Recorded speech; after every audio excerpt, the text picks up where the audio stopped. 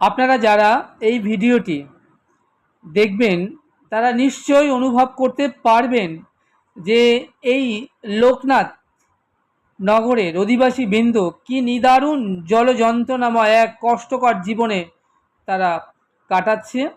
এবং এই জলের মধ্যে আপনি ভাবুন তো, দিনের বেলা একরকম, রাতের বেলা কি দুর্বিষহ পথে বেরোনো।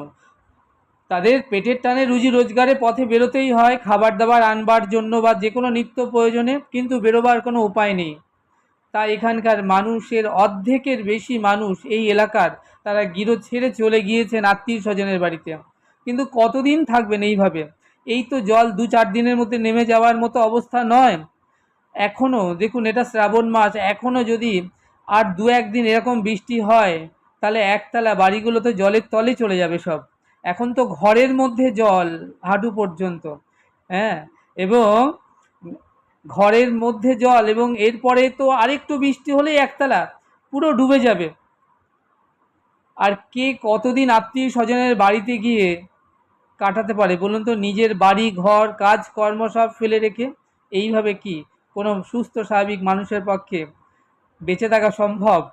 দেখুন, এইভাবেই এই নিদারুণ এক লড়াই, এক জলযন্ত্রণাময় কষ্টের জীবন মানুষ কাটাচ্ছেন। দেখুন, একজন মানুষ আসছে পথ দিয়ে, দেখুন তার কোমরটা ডুবে গিয়েছে, বুক পর্যন্ত জল। আর এটা একটা বাড়ি দেখলেন, বাড়ির ঘরের মধ্যে পর্যন্ত জল। দেখুন, এই মানুষটা আসছে, আগে কোমরের উপর পর্যন্ত জল ছিল, দেখুন আস্তে আস্তে আসছে, কোমরটা জলের মধ্যে ডুবে রয়েছে। আর ইনি তো বেরোচ্ছেন বাড়ি থেকে গাড়ি নিয়ে গামছা পরে, কারণ প্যান্ট পরে বেরোলেই পথে প্যান্ট ভিজবে, জামাও ভিজবে, তাই তিনি ঠিক করেছেন গামছা পরেই বেরোবেন। মানে কি বলবো, আপনারাই নিজেরাই দেখুন, বিচার করুন। সব বাড়িগুলো দেখুন কি অবস্থা, বাড়ির গেট দরজা সব ঘরে জল থই থই করছে। যাদের একতলা বাড়ি, দোতলা নেই, তারা কোথায় থাকবে? কতদিন আত্মীয় স্বজনের বাড়ি কাটানো যায় বলুন তো? আপনারাই বিচার করুন। সকলের ঘরেই বয়স্ক পিতামাতা রয়েছে, ছোট ছোট বাচ্চারা রয়েছে। তাই আমি এই পল্লীবাসী প্রত্যেকের এই জলযন্ত্রণা নিদারুণ এক প্রতিচ্ছবি এই ভিডিওগ্রাফির মাধ্যমে আপনাদের সামনে তুলে ধরলাম।